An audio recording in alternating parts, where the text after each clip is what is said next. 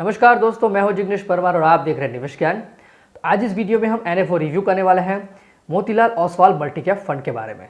तो ये एक ओपन एंडेड इक्विटी प्रकार की स्कीम है जो कि इन्वेस्टमेंट करने वाली है across the market large cap, mid cap and small cap प्रकार के स्टॉक्स में। और ये एनएफओ ओपन हुआ है 28 मई 2024 को और क्लोज होने वाला है 11 जून 2024 को। अगर आपने ये एनएफओ डेट मिस कर दी है तो एनएफओ क्लोज होने के बाद कुछ ही समय के अंदर ये स्कीम कंटिन्यूस परचेस के लिए रीओपन होगी, तब आप इस एनएफओ में इन्वेस्टमेंट कर सकते हैं। तो दोस्तों, इस एनएफओ रिव्यू की जानकारी के लिए इस वीडियो को अंत तक देखना बेहद ज़रूरी है।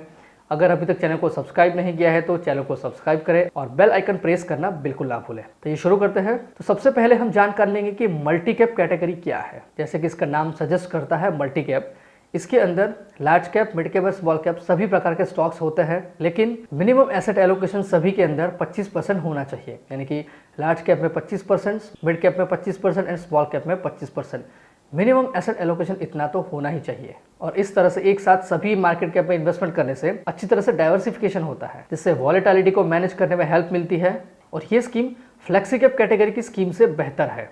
तो अगर आप फ्लेक्सी कैप कैटेगरी में इन्वेस्टमेंट करना पसंद करते हैं तो मैं सजेस्ट करूंगा कि आप फ्लेक्सी कैप कैटेगरी में इन्वेस्ट करने के बजाय मल्टी कैप कैटेगरी में इन्वेस्टमेंट करें। तो इसके लिए इसका बेंचमार्क इंडेक्स है Nifty 500 multi cap 50-25-25 total return index. मतलब कि निफ्टी 500 में से 50% एसेट एलोकेशन होगा लार्ज कैप को, 25% होगा मिड कैप को और 25% होगा स्मॉल कैप को। मतलब यहाँ पर large cap, mid cap and small cap सभी प्रकार के 500 स्टॉक्स में से 50% हिस्सा होगा लार्ज कैप का, 25% हिस्सा होगा मिड कैप का एंड 25% हिस्सा होगा स्मॉल कैप का। तो इस इंडेक्स के सेक्टर रिप्रेजेंटेशन और उसके वेटेज की बात करें तो इसके अंदर बहुत सारे सेक्टर्स इंक्लूड है, जिसमें टॉप पर है फाइनेंशियल सर्विसेज, जिसका वेटेज है 26.54%, फिर capital goods 8.40%, IT 7.70, oil gas and consumer fuels 7.15, उसी तरह से health care, automobile and auto components, fast moving consumer goods. इस प्रकार के बहुत सारे सेक्टर्स इस इंडेक्स में इंक्लूड है। अब बात करेंगे हम इस इंडेक्स के टॉप 10 स्टॉक्स और उसके वेटेज के बारे में। तो टॉप पर है एचडीएफसी बैंक लिमिटेड 4.47%, फिर है Reliance Industries Limited 3.88%, ICICI Bank 3.16, फिर इन्फोसिस लिमिटेड, फिर लार्सन एंड टर्बो लिमिटेड, फिर Tata Consultancy Services Limited, ITC, Bharti Airtel, Axis Bank and State Bank of India Limited. तो ये है इस इंडेक्स के टॉप 10 स्टॉक्स और उसके वेटेज के बारे में।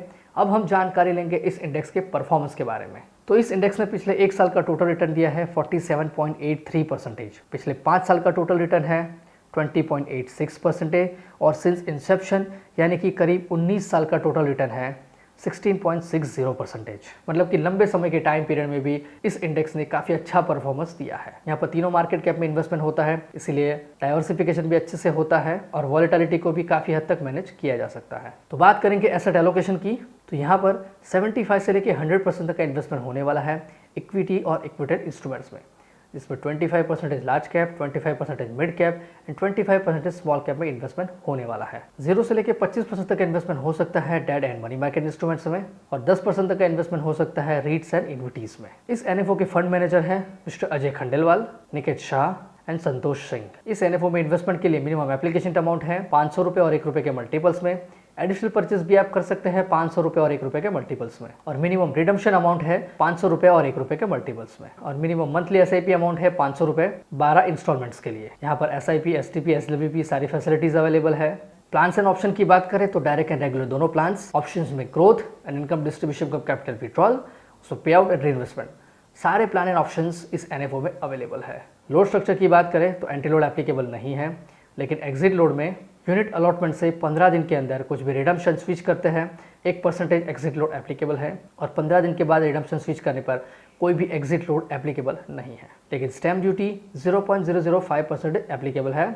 मतलब अगर आपने 1000 रुपये का इन्वेस्टमेंट किया तो 5 पैसे स्टैम्प ड्यूटी एप्लीकेबल है। एक्सपेंस रेशियो रहेगा रेगुलर प्लान के लिए 2.25% तक। जैसे जैसे ईवीएम बढ़ता जाएगा एक्सपेंस रेशियो कम होता जाएगा। इस स्कीम का रिस्क है वेरी हाई और ये स्कीम 5 साल से ज़्यादा टाइम पीरियड के इन्वेस्टमेंट के लिए सूटेबल है। स्कीम का टैक्सेशन रहेगा इक्विटी और स्कीम में कोई भी लॉक इन पीरियड एप्लीकेबल नहीं है। अब हम कुछ एग्जिस्टिंग मल्टी कैप कैटेगरी की स्कीम के परफॉर्मेंस की जानकारी लेंगे। तो इस टेबल को देखिए, इस टेबल के अंदर है स्कीम का नाम, उसके बाद में है उसका एसेट अंडर मैनेजमेंट यानी कि AUM, उसके बाद में अलग अलग टाइम पीरियड के अंदर इस स्कीम ने कितना रिटर्न दिया है, उसकी जानकारी इस टेबल के अंदर आपको मिलेगी। तो ये थी जानकारी कुछ एग्जिस्टिंग स्कीम के परफॉर्मेंस के बारे में। अगर आप भी इस NFO में इस स्कीम में इन्वेस्टमेंट करना चाहते हैं तो इस AMC की वेबसाइट और एप्लीकेशन के जरिए आप डायरेक्ट प्लान में NFO में इन्वेस्टमेंट कर सकते हैं।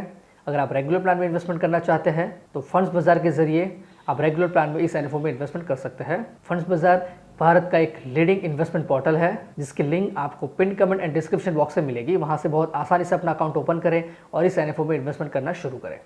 तो दोस्तों, ये थी जानकारी Motilal Oswal multi cap fund के बारे में। अगर आपको ये वीडियो पसंद आया है इसे लाइक करें, कमेंट करें, शेयर करें। अगर अभी तक आपने चैनल को सब्सक्राइब नहीं किया है तो जल्द से जल्द चैनल को सब्सक्राइब करें और बेल आइकन प्रेस करना बिल्कुल ना भूलें।